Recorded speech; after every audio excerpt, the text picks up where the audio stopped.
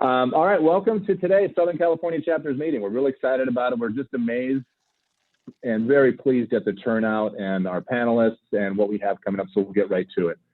We always like to restate our mission here at the BD Guild, and that's to be the premier source of education, coaching, and support for the business development profession. My name is Joe McGovern. I am the president of the BD Guild, and I also have an environmental consulting company, the McGovern Group, that we provide environmental consulting due diligence on commercial real estate and corporate transactions. I do want to give a shout out to our leaders in Southern California, Kari Knowles, professional business developer of principal of the DLR Group, and then Kim Bradley Doherty with Land Science. They are, like I said, you guys want to say hello? I know you guys are there somewhere, is that right? Hello. Okay, there you are, Kim. I know Kari had a conflict, so you have another call. And I know that, yeah, and I know that the conflict, so I really appreciate you getting on, Kari, because I know what schedule you had today. And Kim, and both of you for all the work that you did leading up to today and all the coordination and such. We really appreciate it. Kari's probably playing. We also, I'm sorry? Kari's probably playing golf. You're not telling anybody, right? Not this time. Wishes, yeah. That's awesome. We are just extremely thankful for the advisory board that we have in Southern California, just top flight professionals, and everyone gives throughout the year to kind of help what we do here at the BD Guild and bring it to the community. So if I could dare speak for them, please feel free to reach out if you have any questions and such.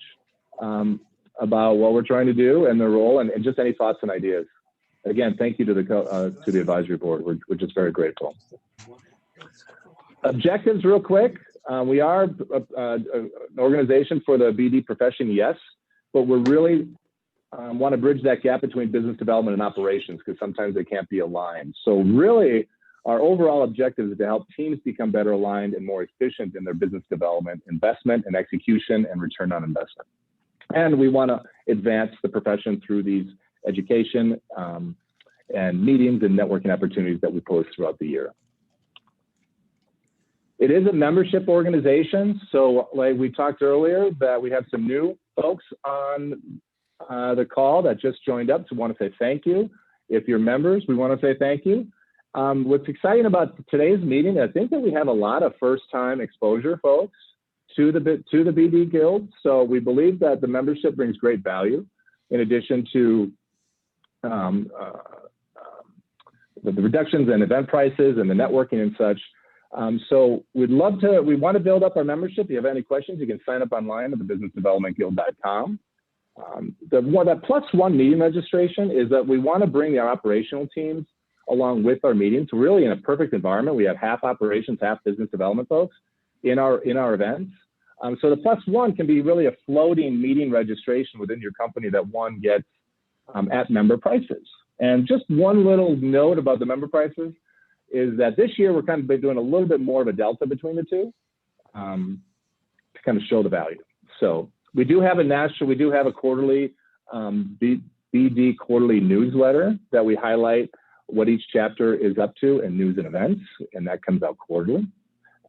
So with that, by supporting the profession, we think we elevate the profession and advance it. So businessdevelopmentguild.com, you can learn more about it or just talk to any one of us. We do have 3 chapters now, started off here in Phoenix, Southern California right behind, and then Denver, Colorado is approaching their 1-year anniversary. It just started in February of last year and they're off to a great start as well. We have a number of people from around the country, so there are opportunities that folks that do want to start a new chapter, always up for that discussion. So if any questions on that, again, just let us know. All right, something that we're real proud of, and we talked a little bit about that in our pre-networking, is our certification class. It's the Professional Business Developer class, a PBD certification. We've completed 4 years worth of classes and graduates. This year, we're doing something a little bit different. We're moving it to an on-demand, 24/7 on-demand, so one can sign up at any time and take the classes at their own pace. It is instructed by industry professionals. There's 12 classes. There'll be interactive polls and videos throughout the classes because we realize it is online. But one thing that we are also doing is that for all students, present and past, we're going to have a monthly virtual networking call, which is kind of virtual hangouts, where any of the students, past and present, can attend, and also we'll bring in past and present instructors as well. So we're in the process of producing that right now. We're going to push the live button in the second quarter of this year. So we think it's unique. We think it's a neat opportunity to advance one's knowledge. So you can learn more about that at the businessdevelopmentguild.com/education. And again, we have a number of students and graduates that are part of the community right now. So reach out to any of us. We do have a full slate of events this year. Each chapter has a bi-monthly event. So Denver will have something February 11th. We'll talk a little bit about the National Symposium, National Business Development Leadership and Symposium. That's February 23rd, where all the chapters are coming together and helping promote a half-day event, which again, we're excited about. So if you look on the website, we're going to have really a full slate of events and opportunities to learn and network and all that. So any questions on that on the website, again, reach out. Talked a little bit about the National Symposium. It's going to be a half day. Hear from different chapter leaders. We're going to have an opening keynote. We're going to have 3 different sessions. It'll be in the afternoon, followed by a fun happy hour virtually, of course. So take a look at that. Our full content will be on the website here probably by next week. We have all of our chapter topics and such, but in terms of filling in with all of the panelists and such. But it's going to be a unique opportunity. And I want to say a shout out to the co-president, Kim Bradley. We were talking about each market did this live, right? At Symposium, half-day symposium. Our last live meeting was the Southern California half-day symposium last February. And we were talking about that and how unfortunate we are because we like to have signature events. And Kim said, hey, why don't we take advantage of being virtual and bring in all of the chapters together? Kim, is that right? That's true. All right. We want to say thank you for that. And all the markets really came together really quickly, and I think it's going to be a fun afternoon. And registration's open. All right. With that, okay, we talked about we're going to send out the survey. We're going to send out the video of this event. One thing, please take a look at the survey. We really appreciate any and all comments, even if there are gravely constructive criticism comments. It's actually something that we learn from every week and every single month. So if you could, one favor if we could ask is if you could take a few minutes, we'd really appreciate it. And with that, Kimberly, I'm going to turn it over to the people of the hour. Ante, all righty. And that is Kimberly Lane. And one thing about this, a little plug. When we were talking about this, and Kari and Kim and Kimberly and Sandra and others, Kimberly really took this and did a lot of advanced work on this, more so than probably any other session that we've had. So we want to say thank you and bring in the people that you brought, and we'll kind of learn more about each one of them as we go. So with that, I will attribute that to Katie. Go ahead. I'll attribute that prep work to Katie Carley, just with her and I meeting with Kimberly. Absolutely. So many times ahead of before this, before we actually brought her to the BD Guild. So that was really nice. Katie. So thank you, Katie. Absolutely. Thank you. Yeah, thank you. That it's really made an impact. And obviously this topic has struck a chord just with the attendance that we have. So with that, Kimberly, let me turn it over to you. Great, wonderful, Joe. Can everybody see my screen? Excellent, wonderful. So again, thank you, Joe. I know Kari, you're not on, but thank you as well. And then Kim Bradley, Doherty as well, but really special thank you to Katie, who then brought in Sandra, and you two ladies were just really passionate about my message, about connection, and enough to really be an advocate for me to get me here with the BD Guild. And I do have to say it's probably the farthest I've traveled in probably a year, seeing Phoenix here and Denver as well, and some of San Diego and Southern California. So thank you for that. I'm very impressed also by just the camaraderie you guys have. And it's not just about being the best business development person you can be. It's really about being the best person you can be in all your relationships. So I just really have been touched by what your group represents and your mission. And it's really been quite fun to be a part of it over these couple of months when I've been meeting with all of you. So thank you. So with that being said, we're going to jump right into creating connection in a virtual world. I'd like to thank, I had really, as you guys had mentioned, I really had enjoyed the opportunity to meet with several of the business development executives, Heather Hess, Scott Bohr, Mike Graham, Jennifer Vasquez, Elise Puritz, and then Ryan Tagnetti. And I spent about an hour with each one of these individuals. And the purpose was I wanted to hear from you guys what your challenges are versus me just sharing, solutions, right? I wanted to make it relatable and something that you guys could walk away and it resonated with you. So I really enjoyed the conversations with all of these individuals, variety of backgrounds, anything from healthcare to the public sector, to athletic flooring, to architecture and commercial real estate. So you'll be hearing more from these individuals as I move through the presentation, but I did want to at least thank them. And I hope all of you are on. I did kind of take a run check. I believe all of you are on here. So thank you for participating in today's as a panelist.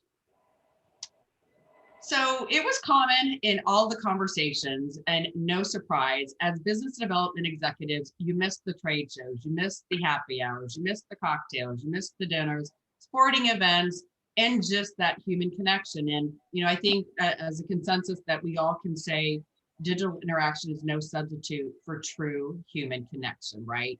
And some of the reasons behind that, because I always like to have some kind of science behind it. I do a lot of psychology study and neuro leadership study.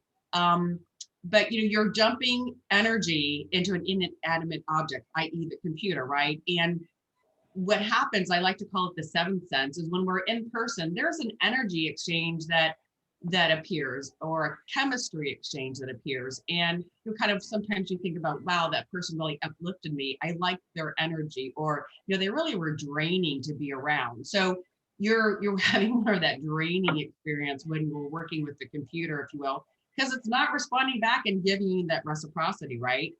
No chemistry here, right? A big factor that I really like to talk about, and we'll talk more, is it's removing emotion. How often have you had a text or an email and you interpreted it differently than the individual sent it, right? Because you put your emotion into it because it was from there, right? And it's removing the emotion that is the catalyst to drive the sale. And I'll get into that more in the presentation.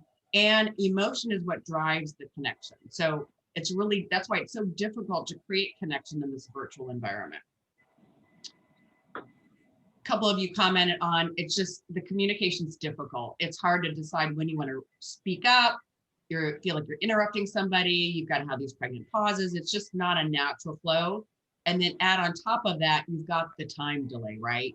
Where we're hearing things 1.2 seconds later after somebody else.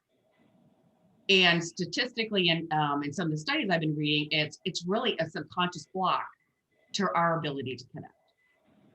Any questions there? And I can't see, so if there are any questions in the chat box, Joe or Kimberly or Sandra or Katie, if you want to comment, that'd be great. So there was an article that came out in the Wall Street Journal in April of last year, right after the pandemic hit. And because all of us were now using virtual presentations, and Zoom stock obviously went way up. And the study showed it had two groups. One group had parents and their fairly newborn, maybe 3 to 6 months children, and we're speaking to the babies in a different language. Maybe it was Spanish, maybe it was Italian, whatever. The second group had parents speaking to their babies in a new language, but over a virtual presentation or Zoom. Anybody want to guess what happened? The babies that were in person with their parents learned the new language. The babies that experienced their parents teaching, speaking to them in a new language learned absolutely nothing. Absolutely nothing. hence why I do have a concern about right now during this time, having our youth having to learn through a Zoom or virtual presentation. But it just really shows that technology is great. I don't want to put it down. It has some great ability for us to be able to see each other, to do the best we can on connection, but it does not replace human interaction. So we have to be really selective about when do we use technology and when do we don't. And I'll get into that. Kimberly, to go back on that, sorry, Catherine McCullough did say that there is no tone on text. So I don't know if we can touch on that later down the road, but there was, So there's, when you get a text, when you get an email, sometimes maybe we had a heated argument with somebody, or maybe we just kind of felt like we were rubbed the wrong way. And that's kind of our perception of what was written, because that other person didn't write any emotion into it, right? We kind of guess on what that other person's intent was based on some previous experience we had, right? And I personally, in any of my relationships, do not like to have a long conversation over text. Let's pick up the phone and chat, right? Text, I think, is wonderful to schedule a meeting, say I'm running late, are you available, right? It's a quick bit, right? Not to have this lengthy dialogue especially about something that's been challenging, or if you're trying to talk to you're working out a relationship issue, or even with a child, it's really important to try to have that one-on-one, whether it's on the phone or in person. Text just, I think, is extremely difficult. And I think sometimes we hide behind it because it's an easier way. Why? We just took the emotion out of the conversation, and the emotion is what gets us all upset. But emotion is what makes us bond. Does that make sense? So Catherine was saying that's why we're living in an emoji world, since we're missing inflection in someone's voice. So literally, that's when the emojis become so important to be able to convey your thought, whether you're upset, you're sad, you're happy, whatever it may be. Yep, very well said. Exactly. Or Angelica said, bend with gentle effect. Which is a bend with gentle effect? Yeah, you send a text with gentle effect. Yes. iPhone do that. Yeah. Love it. Excellent. Thank you, Sandra. You're so welcome. So we're in this time. It'll be a while before we go back to in person. So the principle doesn't change. There's a need to us to find commonality in our conversations and create some form of emotional connection. And that's why we're here today. Oops. So the crux of the conversation is going to be about what's been working for our virtual BD executives, and you're going to hear from them in just a few minutes. And we're going to talk about the 5 steps to connection. The second part, I was asked to kind of just give some Zoom best practices. I'm by no means comprehensive in this list, but just things that I think are very effective to help just kind of make sure you're most effective when you're doing a virtual presentation. And the third piece is I'm going to talk just a little bit about the power of digital technology and why it's important to really choose your interactions on digital versus your human connections in other formats. And then we'll close it out. But feel free, as you guys have been doing, reach out, ask questions. I really want to make this interactive, and I want to make it fun, most importantly. So 5 steps to better connection. As my book states, connections change everything. I believe it builds better business results because it makes people happier and we're more effective. Coincidentally, Robin Sharma agrees the same thing. The business of business is relationships. The business of life is human connection. As a side note, he's actually a Canadian writer, and he's on his 11th book. His first book was called The Monk Who Sold His Ferrari. And he's got kind of little spin-offs about that. He's an interesting person if you are all fascinated. So this is my book, Connections Change Everything. I'll talk a little bit more about it, but in the essence about why I wrote this book, I live here in Newport Beach, California. Last year, around March, no, I guess it was around mid-February, we had just, it's California. Most of you guys can relate. Denver, maybe not so much. but we've had just this, a lot of gray, no sunshine, just kind of dreary and rainy. And it was the first day in probably 6 weeks we had sunshine, and I'm pumping gas at the gas station, and I'm just looking up and so thankful to feel the sun on my face and the warmth, and just like, oh, this feels so good. And I'm looking around and everybody's on their phone. Every single person, all 11 people, the people that were pumping gas, the people that were in their cars, the people that were walking into the store, the gas store. So I was, and then, you know, I've always been perplexed about this rising incidence of suicide, and also this rising incidence of isolation, and hence why I wrote the book. And I'll talk to you a little bit more about that, but I do believe we're slowly killing ourselves by isolating ourselves and disconnecting. So more to come. So the first one I want to talk about, as far as what the 5 things that are we can do as a business development executive to help in this virtual environment. So the first one is emotion. And I already mentioned that technology removes emotion from the platform. We've talked about that in text and email. And why is that important? Well, emotion is what helps bond us to others, and sales is all about relationships, right? And emotion is the catalyst that that forces the buying decision, because the vast majority of prospects don't buy on logic. They buy based on emotion and that connection and trust that they built with you. They just use the logic to justify it. So they buy when it starts feeling right, and they don't have this angst or mistrust or anxiety around it. They buy when they start feeling like they trust you and it feels right, and they just use the logic to justify the decision for themselves.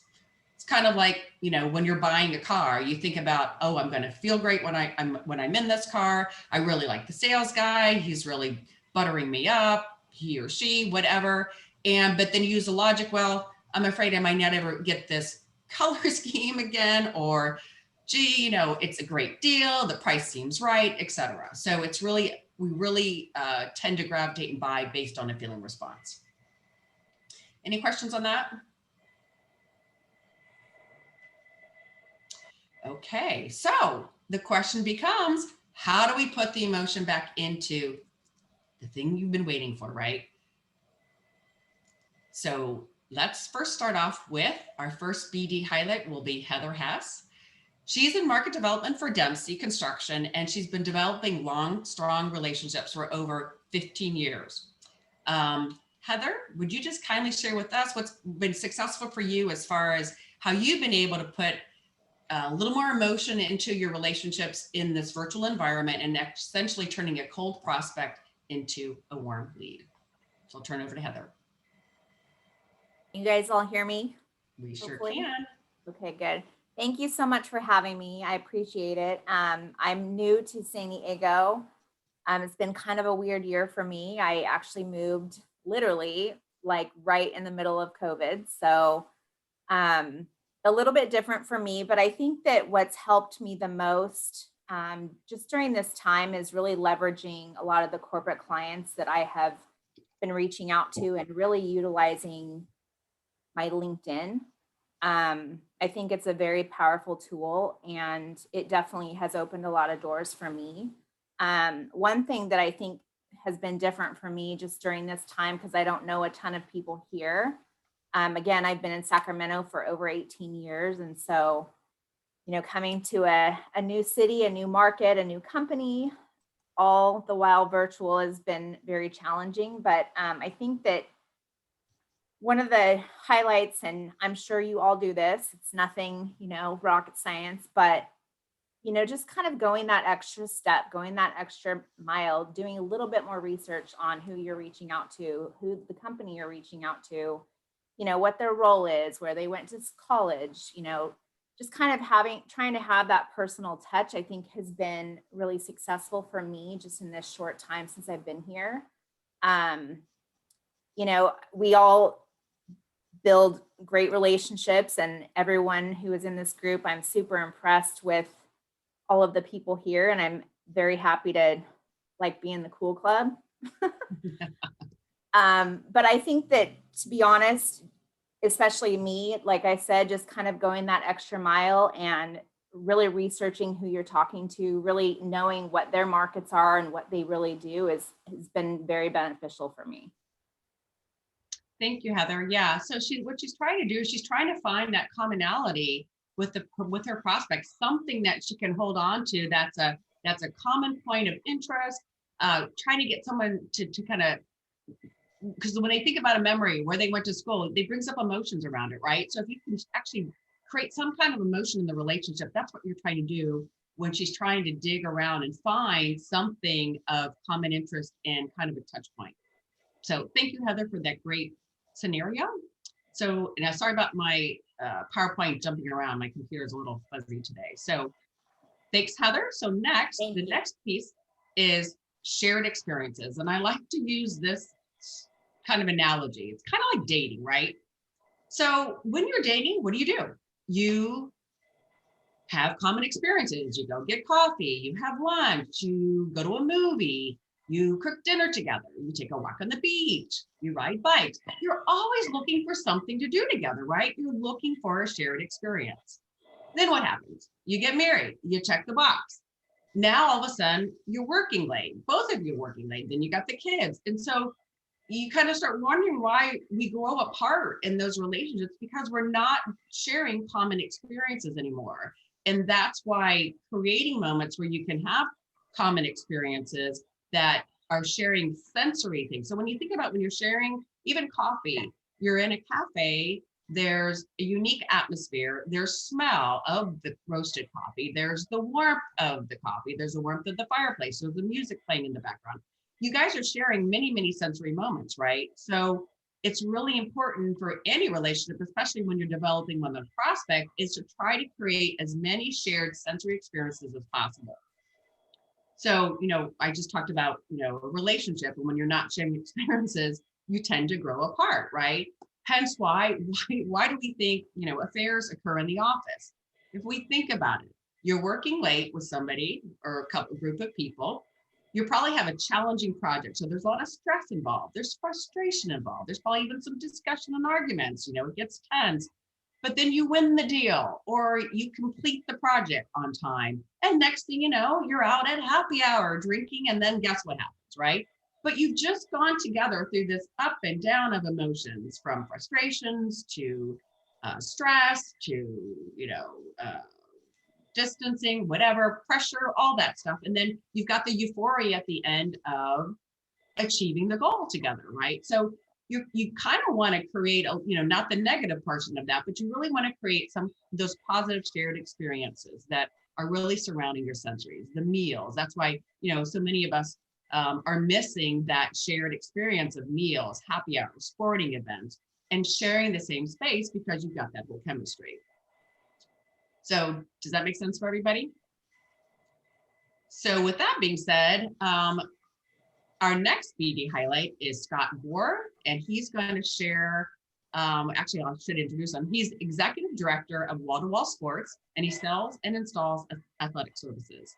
So I found it very fascinating how he's been able to recreate the client dinner, and he's also even recreated the office experience. So with that being said, I'm going to turn it over to Scott. Thank you very much, Kimberly. Yeah, we started out when this pandemic hit with Zoom happy hours in order to try to connect with our clients, and we figured everybody's going to be doing it. How can we make them different?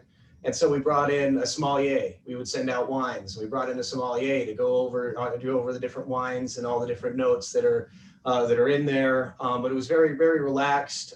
Actually, a lot of people that are on this call joined me in some of those Zoom meetings. And it brought just a whole nother aspect, something for people to relate over, and then you could discuss everything in between as well. It was a fun experience, but like Kimberly, you and I talked about when we had our initial discussion, you're lacking that energy, and it's what you talked about in the beginning of this. You're missing a lot. So, it kind of went back to the drawing board. How can we create somewhat of a safe environment during the pandemic and still be able to see our clients? And we wanted to do dinners, but things were closed down, and it was it was awkward. And going into anyway, even going to restaurants, sometimes people might not feel safe because you're around a bunch of strangers. So what we ended up doing was hosting dinners at our office. We turned our conference room into a white tablecloth setting, and I brought in an executive chef to cook prime rib, and I let him kind of set the menu, but we did, I think, about 6 of them, 6 or 7. We hosted them during baseball games and at my office. Here, I'll share with you guys. At my office, that is the view. Nice. So while we were having dinners, you could watch a baseball game. We even set up the TV. Fun part was that the Padres did go to the playoffs, so we had playoff dinners as well, and you could watch the games on the TV. Although some people ended up going out on the balcony and watching it from there because the TV was about 2.5 minutes delayed. But that gave us the opportunity to have a relatively safe space during the pandemic and be able to relate with clients. A key aspect to that I made sure that my sales team was doing when we made our invites, that we had a few existing clients there and new clients. Because that way you're not just selling to just new clients. And if you have just existing clients, you're not expanding your sales and all that, but the new clients can talk to existing clients, and that really helps bridge that gap of trust that Kimberly was talking about earlier. So we found that to be very successful. We haven't really been hosting them lately. The pandemic got really bad, so we kind of took off, but I'm thinking about bringing them back on, as things start opening back up and people feel safe. But that really helped. And with that actually brought me to what's the office experience? We just finished this office that I'm sitting in now. It's a whole lot more of a relaxed setting. Talking to you guys on a 65-inch screen TV, which is kind of fun as well. So we can give presentations. We can do Zoom calls with multiple people.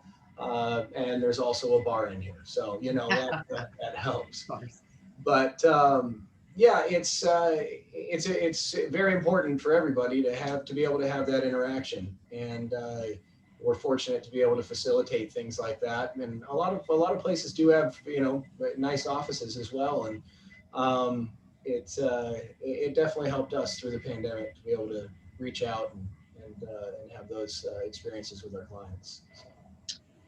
Wonderful, Scott. Thank you so much for sharing. I just love that whole recreating the client dinner. So it just was a fabulous idea. You can't go to the restaurant, bring the restaurant to you, right? Absolutely. And then I also wanted to acknowledge too that, it's important. Our clients and prospects will value more a positive reference from a current client than for us really communicating the message. So Scott did a really excellent job at these dinners, not only having his prospects there, but also having referenceable customers that would just be naturally sharing the message of Scott, what he does in his company and how successful that he has been in partnering with them. So very, very well done, Scott. Thank you. Other ideas, these are just simple ideas. These are more or less just to get you thinking about ways you can introduce a shared experience. And it doesn't have to be as elaborate as what Scott did and go to that expense, but these are just things you can do if you're trying to have a one-on-one conference call with a client or a prospect, or with just somebody you're trying to build a relationship with. So some of them are kind of silly, I'll tell you that, but they work psychologically because you're sharing an experience. So say you want to review a proposal, instead of using like Microsoft Teams or something like, why don't you send them via FedEx a hard copy proposal and you look at it as well. It's just that tangible thing. We all love things that are tangible. Simple thing about sending a candle. You have a candle, same candle, light it together. You guys have all done probably, the wine dinners or the wine tasting or the beer tasting. Little splits of champagne work exceptionally well. Sending flowers, having the same bouquet at your desk. sending sports caps. You're wearing the sports cap, they're wearing the same sports cap logo. Obviously, you have to agree on teams, but just it's a way to kind of reach through that screen and create some kind of common point of connection, right? I actually have a YouTube channel where it's called The Power of Connection in Biz with Kimberly Lane. And I used to be in a studio before the pandemic, but now I'm doing them over Zoom.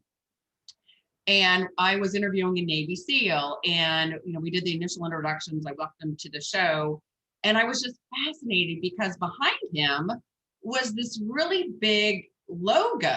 And in my ignorance, I didn't know, is that the Navy SEAL logo? And I asked him, and he's like, kind of. I took kind of the Navy SEAL logo and I blended it with some of my ideas as far as what I wanted to do for my company and what my company to represent. And I tied it in there. And so it's actually my company logo. But by me asking him that question and him talking about something he was so passionate about, obviously there's a lot of emotion and stress having gone to be a Navy SEAL. So it's something that really resonates with him that he's really passionate about and emotional. Getting him talking about that really helped the conversation and the interview, and he kind of came to life. And that's what you're trying to do when you're working with somebody over a virtual mode of operation. So any thoughts on that or any questions? Kimberly, there is a question for Scott from Jesse. Sure.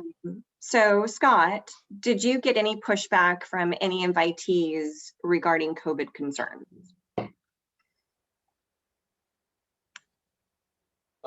So I just answered it, but I'll elaborate a little bit.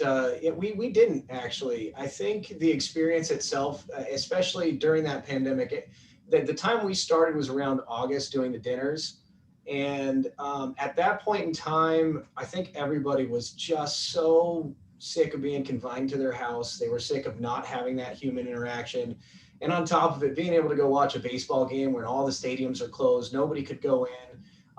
To be honest, nobody said no. I mean, they kind of voiced their concern, but we kept it to a 10-person dinner. So only 10 people were there. And we checked temperatures. And it was kind of like checking into the doctor's office and all that. So it didn't really, we didn't have any pushback. I don't think we had anybody say they didn't feel safe or they didn't want to come. Everybody that was invited took their spot and was excited. I was surprised. Some of the people we hadn't even met were wanting to come. We had a few brand new people that I hadn't had the opportunity to meet. Who were like, "Hey, can I come to this game?" And it was pretty neat to see happen. So unfortunately, it's not the cheapest thing to do. So you'd say it's hard to do all the time, but it really worked tremendously. And we didn't have much of a pushback from clients. So would you, on that note, would you actually, because the cost obviously with catering, private dinner can be rather, would you do like a joint dinner? That way you could split the cost with another firm. Well, actually, that's what we ended up doing on some of them. Is we did the joint with some of our manufacturers. Mm-hmm. So that helped. We picked up the majority of the tab, but they picked up some of it. And to be honest, actually, if you would have taken those 10 people to any nice restaurant, because the chef that I brought in is actually a good friend of mine, so I got the friends and family discount on that. But if I were to compare that cost, it probably it might have been 40% less than normally what I would have paid at a restaurant. You're also bringing in your own wine, so you're not paying the full price of a restaurant price of a wine. But yes, we did. We collaborated with our manufacturers, and the more we end up having, a lot of people on this have partnered with me in different events before. I'm always happy to reach out, and if anybody wants to partner with me on a dinner, I'd be happy to, as long as our interests are aligned in customer experience and obviously the types of customers that we're looking to talk to, because it is limited. So we have to have kind of that same commonality in the type of customer that's at the event. But yeah, it's definitely worth it to team up. But again, too, it's important that whomever you team up with, they can't, because it's only 10, you only want one representative from that company, because you want to keep most of the seats open. Things that you don't really think about, like, hey, yeah, let's partner, but then they want to bring 2 or 3 people from their company, and then I want to bring 2 or 3 people, and all of a sudden we only have 2 or 3 clients, and that's a lot less bang for your buck at that, at that point. So, but yeah, anyway, to answer your question, we're happy to collaborate with other entities and other companies that want to have the same experience for their clients. Great. Thank you, Scott. Any other questions on that?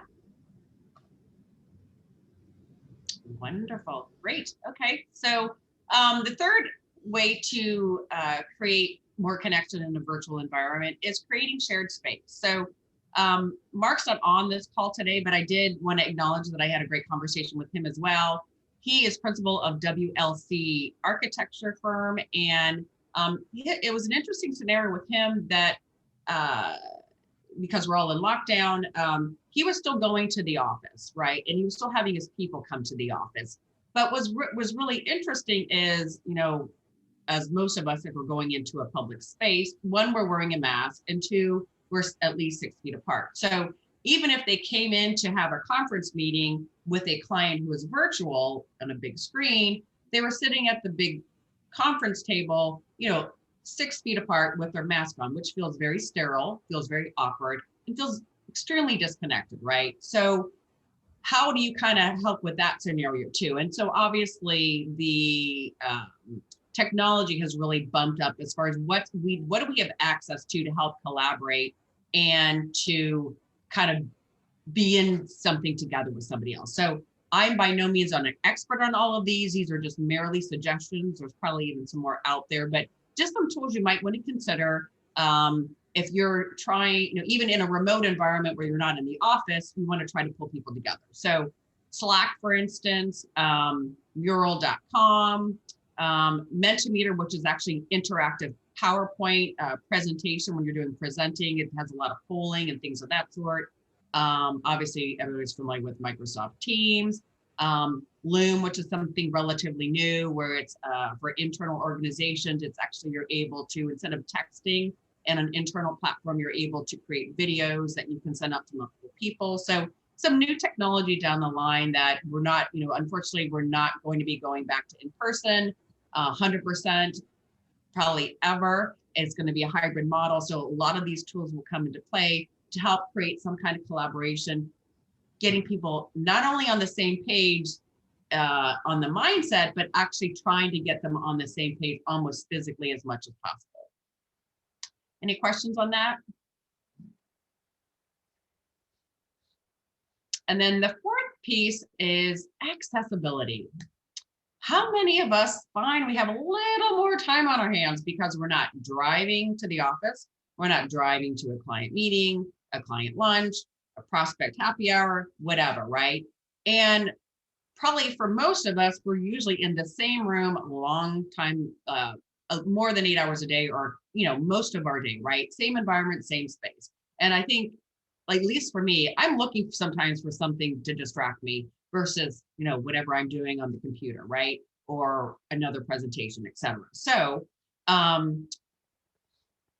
it's really about, now that we're not really a moving target, think about it, nor your prospects, they're not commuting either. They're not necessarily going to a lot of lunches and having a lot of in-person meetings. So they're not a moving target either. So what you want to do is create some kind of spontaneity, some kind of energizing situation, just to kind of change it up a little bit. Because, I don't know about you, but during the pandemic, especially in the beginning, I felt like it was a daymare because it never would end. There was never anything to look forward to. Every day repeated itself. So you want to kind of change that up with your client base or prospects as well. So with that being said, our next BD highlight is Jennifer Vasquez, and she's Vice President of Business Development and Corporate Communications for CW Drivers Companies, and she's been serving Southern California for over 100 years. And so I'd like her to share with you how she's creating spontaneity and also introducing the emotional connection. So Jennifer? All right. Thank you. And thank you for having me. CW Driver Companies has been around for 100 years. I have not, but I appreciate that. That's okay. So for us, one thing that we have realized is I used to drive all over Southern California. And so even though our time is being filled with Zoom meetings and Teams meetings, just picking up the phone and calling your clients has made a huge difference. We're all living at work, and like everybody, we're getting, 250 to 300 emails a day, and it's hard enough to keep up with those, especially when you're consumed by Zoom.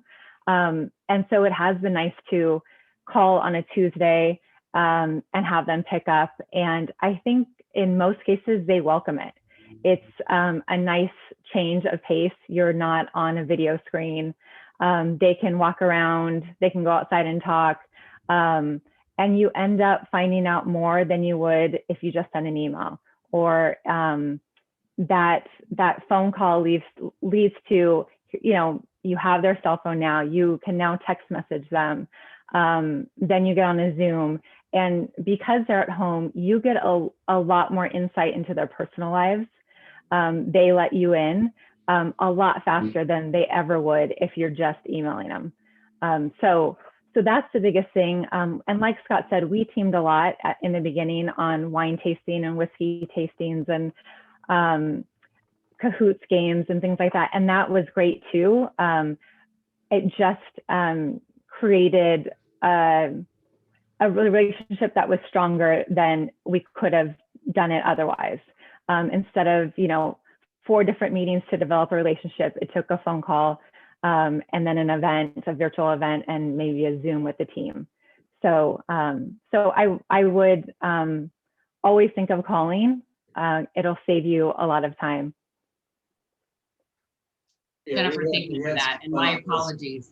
Of course, the landscape people decide to come and blow the house. So sorry about that. Very valuable conversation. I think it's really important. I'm really passionate about, picking up the phone. And, I post this a lot on LinkedIn, and I get a lot of comments from people because I think it's very expressive. Like, oh my gosh, don't text me or email me. Pick up the phone and call me. It would be wonderful to hear your voice. That builds an emotional connection, and it adds the spontaneity that Jennifer was talking about. And you've got kind of a window into them as people. I think, Scott was kind of talking about this too, is we're almost looking for a reason to connect with somebody, right? We're almost looking for that personal connection because we're all feeling isolated. And having a phone conversation, I almost feel, and Jennifer, maybe you can comment on this, I almost feel like during this time, people are more willing to call you back because they're looking for that connection. They're looking for that personal conversation. They're looking for that phone conversation. Would you agree with that, Jennifer? Yes, and it has the ability so you can set dates when we can get back together. Now okay, this person likes to golf. This person wants to do more wine tasting. So now you kind of have your schedule. Okay, in August, I'm going to do this, this, and this because you know more about these people. And, the more you know, the better off you are. Yep, exactly. Bringing in that emotional connection. Very, very right. Well said. So very well done. Awesome. Okay, so now we're to the last key point as far as how do we create more connection in a virtual environment. So the last one is investment. And this is a big one because we're not, I think, necessarily predisposed to doing this, but it's a great way to build trust. So in my initial business development career, I was a healthcare executive for Boston Scientific, and my role was to go to hospitals and sell medical devices. And the way you did that was by scheduling days working with, some of your key physicians, whether it's cardiology, surgeons, radiologists, et cetera. So, but it was hard to get on the calendar because they didn't know you, right? They didn't know anything about you. They didn't know your credibility. And I've never been a fast start person. I mean, some of you might be those fast start business development executives, but I was never that first year rah, win the trophy. But what I did was I laid the groundwork by building strong relationships with every single one of my prospects. And I did that by taking them to lunch, or in most cases, I would do these lunch and learns. So I would do these lunch and learns within the hospital that were educating the staff that would be purchasing my products, who allowed me then to schedule with the physicians I needed to talk to. And it became a very powerful tool because it established credibility. You're investing your own time and resources, which is a great way to build trust with people. So with that being said, again, investment is adding value to the relationships, and it's giving without an expectation, because I think people can sense when your intent is not there, that you're really asking for something in return right away. But when you're giving without that expectation, it's I think it comes across very genuine. It's a great oxytocin and trust builder. So with that being said, we're going to now step to our next BD highlight, which is Elise Puritz. And she's gonna, let's see, as a business development manager for HED in downtown LA, she's gonna talk about how she's investing and adding value for her potential clients during this time. Elise? Thanks, Kimberly. Thanks for having me. So, it's important once you build that relationship, what are you doing to help them? What's the purpose of your communication? And I think everyone here knows that adding value is very important. So I think the most important thing is really figuring out, how can you help someone? I like to close every interaction with, how can I be of value to you? How can I be a resource? How can I help? Something along those lines. So you have a reason to follow up with them again. So one client that I was working with at my former firm really valued sustainability. So I would send her links to articles about, oh, hey, there's this new plastic bag alternative you can use at your house. So it doesn't necessarily have to be something business related, but anything that adds value to what they express they need, I think is key. I recently joined HED's national housing practice, as business development manager exactly 1 week ago. So still figuring out exactly the lay of the land here. But many of our multifamily clients were asking how they could adapt to post-COVID environment. And our team got together and created a thought leadership post on COVID design considerations. So this will help the developers understand what they should be aware of and how to attract and retain tenants as things are changing.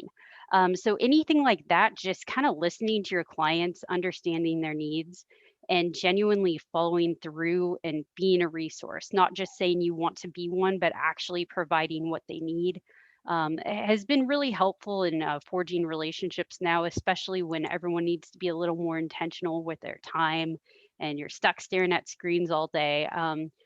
They're going to show up to things that really add value to them. And a lunch and learn can be valuable, or it can be something that everyone puts on mute and just eats a sandwich and ignores the presentation. So if you really have a deep understanding of what's important, I think you're going to be more successful in your delivery of a lunch and learn or some sort of a training opportunity for your clients. Thank you, Elise. Very well said. Yeah, I like the 2 points you made. One is that make sure it's something relative to your clients, and it's not just something that's you're trying to attract people for the prospect only, but really do some research to make sure it's a value and it's something that's going to resonate with them.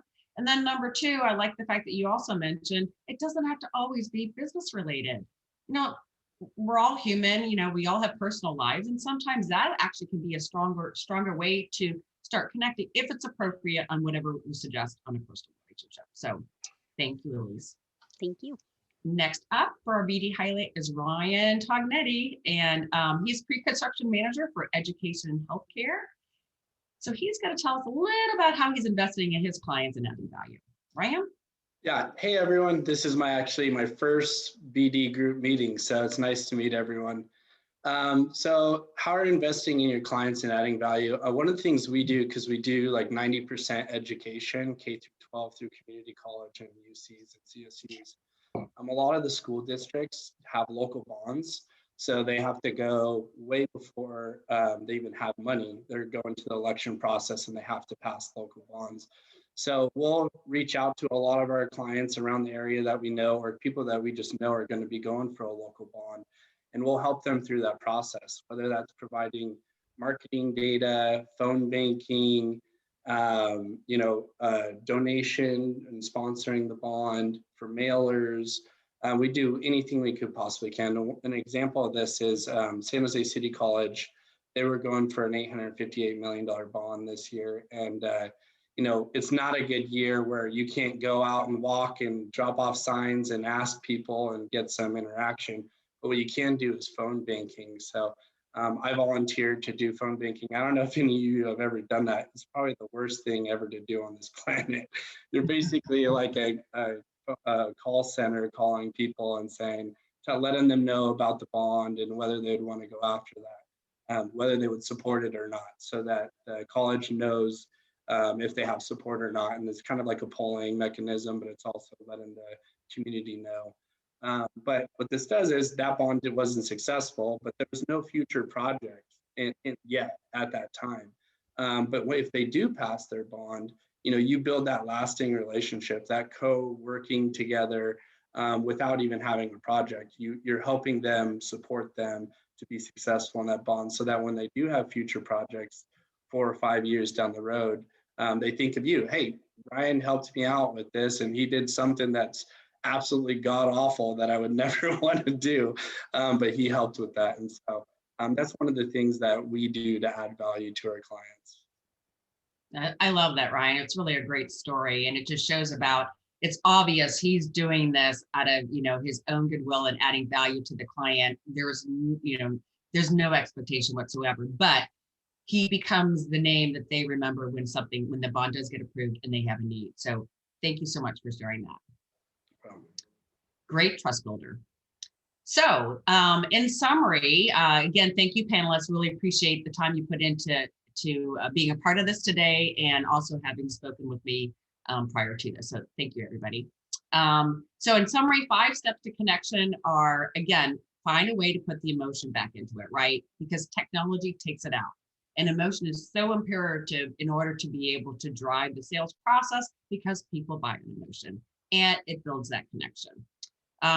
We talked about creating a shared experience. I think that's self-explanatory. Same with creating a shared space by kind of reaching into the screen and seeing some common thing behind them. Is it a picture of their children? Is it a guitar, a flute, a piano, whatever, something to start the conversation and show that you're aware of what's in their space. And, we, as I think Jennifer mentioned, that you've got insight into their personal side already, because so many people are working from home. Take advantage of that by identifying something personal in the background. We also talked, because of Mark, as far as some of the other things you can do for shared spaces, on some of the technology pieces of it. Jennifer talked about spontaneity through the phone conversations. And then we had obviously Elise and Ryan on making an investment. So thank you all for that. Do we have time, Joe, to get into some of the other things? I don't know when my hard stop is. Yes, we do have time. Okay. It's right on top of the hour. So yes. Okay, good. Right. So that was the crux of the presentation, but there's some things that some of the individuals had asked me to kind of address, so I want to make sure I shared that with them. So virtual presentation best practices, because we know it's not going away, right? So how do we create connection in the virtual world? All right, simple thing. Some of these might be basic, but they're worth stating. So I don't know if you guys have ever jumped on a Zoom call. You're not the host, somebody else set it up. You jump on a couple minutes early, or maybe you jump in right at the hour. Nobody else is there. And what do they say? Oh, hi, Kimberly. How are you? We're not going to start the meeting. We're going to wait till everybody gets here. Big balloon popper. Do not do that. As soon as the first guest arrives, prospect, client, whatever, start the meeting. It doesn't have to be don't start the agenda of the meeting, but start already having a conversation, trying to engage them. You could talk a little bit about business, but just don't just sit there in silence. It's a really quick way to drop the energy in the space, and you really won't be able to get them back. So that'd be number 1. So start as soon as they arrive. The second piece is have an agenda. I'm guilty of this when I was doing in-person meetings, depending on, especially if it was like a meet and greet, it was the first initial meeting with a prospect. I didn't always have an agenda because I'd always let kind of the conversation flow. But I think when we're doing things virtually, we do need to have an agenda. Maybe there's only 3 items on it, but it's important when you bring people to the Zoom call, if you will, that they know what they're expected to do. So they're already thinking about it, and you have some kind of outcome and expectation. So the other piece on the agenda is, after you review the items that you're going to be covering during the meeting, ask from the client especially, do they have any additions? Because you want to get them engaged. So, client A, client B, client C, is there anything else that you want to discuss today in our time together? Very important. 3, have an outcome and state that in the very beginning. Our objective today is, and it's stated from the client's perspective. So our objective today is getting to the point where you guys feel comfortable with what our offerings are and what differentiates us from other architectural firms in the area.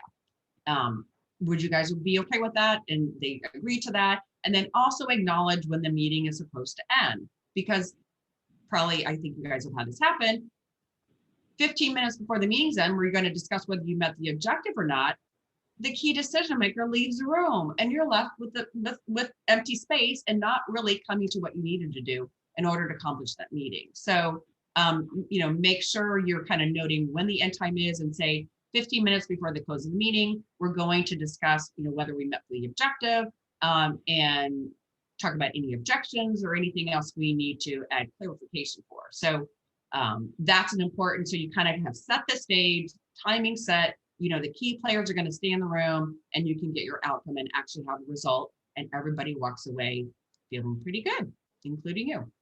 And then 4th would be, there's a little controversy about this, but I do, in some of the studying I've been looking at, it's really important to manage your eye contact. Obviously, we want to be looking in the camera. However, you don't want to just be like looking in the camera, monotonously. That gets old and tiring. So they kind of talk about, you should, if you're speaking, look in the camera, look at your picture, and then look at somebody in the audience. Look at the camera, look at your picture, look at somebody in the audience. And so that just, because that's a natural eye movement you would be doing during a live meeting, right? And then secondarily in that too, they're talking about, you should probably be looking left, because on the person who's seeing you is looking right, and when sees you looking right. So you're going to be looking more remembered visually, and it's perceived to be, you're more authentic, you're more trustworthy. So just some tidbits. You might want to tape yourself and see, when you're thinking about a question, where do you look? Are you looking to the left, which makes you look to the right in their perspective, which is where you want to be. And then 5th would be, and this is my favorite part, is you want to set people up for success on the call, right? How many of us, and I'm sure some of you hopefully weren't doing this during my presentation, but people, the phone rings, they get sidetracked, they think, oh, something came up, whatever. So they're not necessarily 100% there. And you don't want to call on them when they kind of took a blank moment or stepped out, if you will, mentally, right? So you want to set them up for success. So how do you do it? Sam, heads up, this one's coming to you, or Sam coming to you, or Sally, I'm going to call on you next. When you say their name, it subconsciously makes them focus. So now they're, I'm going to pay attention. I'm up next. I've got to be able to respond, right? And then you summarize what you're going to ask them, or what the topic of conversation was, right? Because we were just talking about the key performance indicators that we want to make sure that this is going to be a successful relationship and a successful partnership. Sam, what would you say that you believe are your key points of success, or things that we have to have accomplished to identify that this was a really great partnership? What do you think? And so he's already set up. He knows the question. He's had some time to think about it, and you're not just catching him off guard. The second piece, and so this is really effective, especially when you've got a group of people, and some people are not very comfortable speaking up in a group, let alone on a Zoom call. So by doing this, you actually want to start more so with the people that are not from a hierarchical position of roles. You want to start lower to high, because you don't want the people that are reporting to an individual be less likely to share their thoughts, because they're going to mirror what their leader said. Does that make sense? And in this way, you get really a true idea of what people are thinking. Everybody's able to contribute their ideas, and you get full engagement, and it becomes a much more successful meeting. And you tend to get things out on the forefront versus having those side conversations later when you've gone off the call that tend to derail what your objective was. And those are the 5 things for improving your connection over a virtual presentation. Now I'm going to get into the book just as a quick note here, just because I'm really passionate about connection. Connection is my word. You can call me the connection queen. I think connections change everything, not just professionally, but just personally. And as I mentioned in the beginning, I really feel like we're committing digital suicide because we're separating ourselves from other people when we're using technology. Again, technology is important, but we have to be conscious about when we choose to use it and put in the extra effort and investment and time of picking up the phone or meeting people in person or having a conversation. I cannot stress that enough. And another thing that I talk about is how, because we're choosing technology more than we're choosing human connection, there's this isolation epidemic that's occurring. And it's not just because of the pandemic. And it's affecting employee engagement, it's affecting customer retentions, it's having this huge massive effect in the business environment. And so, the first this chapter, I think it's chapter 3 of my book, it's called The Power of Digital Technology. And I open every chapter with a quote. And this is the one I use in this particular chapter. And I love it. It's by Jimmy Fallon, who says, a new survey out says 80% of Americans own a smartphone, which is interesting because in a related survey, 100% of Americans, 100% of smartphones say they own an American, which is so true. And it's kind of why I started writing that book when I told you that story was pumping gas on that beautiful sunny day and everybody's attached to their phone. So, and so as I started doing more research and seeing this increased isolation, in the year, about 1986 to the year 2000, the incidence of suicide was going down.